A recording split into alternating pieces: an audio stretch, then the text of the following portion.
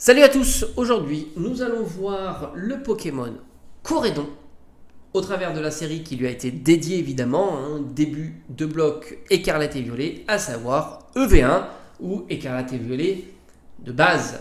Évidemment on peut dire c'est la guest de la série qui est partagée avec Miraidon. Ce qui est top dans cette série là, c'est que Corédon, et c'est pas courant qu'on a ça, est décliné sur toutes les raretés, même en holographique. Ah ouais, et ça c'est plutôt chouette. Ça veut dire que ça nous fait vraiment une belle palette de Corédon au travers de cette série. Donc naturellement, on va commencer par la carte holographique. Bon, la carte holographique qui est forcément assurée dans un booster, donc la carte est forcément, elle tombe hyper régulièrement, et par conséquent, tu peux la trouver pour moins de 10 centimes d'euros. Oui, Pokémon ne rime pas toujours à très très cher, et Corédon va nous le prouver au travers de cette série-là.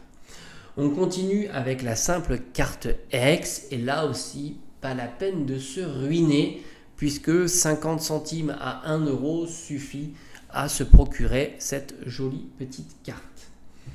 On continue, et tu verras que Pokémon, c'est pas toujours très cher.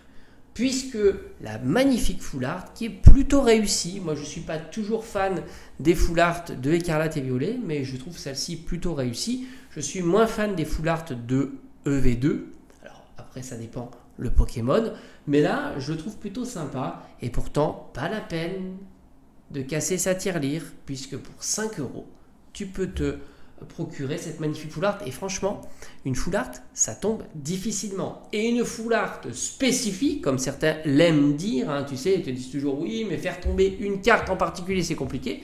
Oui, c'est vrai, mais tu vois, c'est pas pour ça que le prix est très haut. 5 euros pour cette full art, et j'ai envie de te dire, c'est cadeau. On continue, puisqu'on a eu le droit à la carte Gold, qui est souvent une des plus grosses difficultés à faire tomber, une des raretés les plus hautes, mais une popularité qui souvent patine. Et c'est vrai que là, tu t'aperçois que Miraidon en format Gold, c'est une dizaine d'euros. Voilà. Ah oui, c'est vrai. 10 euros pour cette carte Gold qui, je trouve aussi, est plutôt sympa. Et enfin, la version SAR. Donc bon, là, évidemment, tu ne vas pas t'attendre à 10 balles, forcément, puisque une SAR, c'est quand même une carte très populaire. Malgré tout, elle reste bon marché. Alors, on parlera un petit peu de la dispo de EV1. La carte est bon marché puisqu'elle tourne aux alentours de 40 euros. Donc, j'ai envie de te dire, point de vue prix, toutes les cartes Corédon sont très accessibles. Donc, les prix sont vraiment très bas. Alors, je crois même qu'on pouvait trouver la SAR un petit peu moins chère, plutôt aux alentours de 30 euros. À une certaine époque, je pense que c'est terminé maintenant, ces prix-là.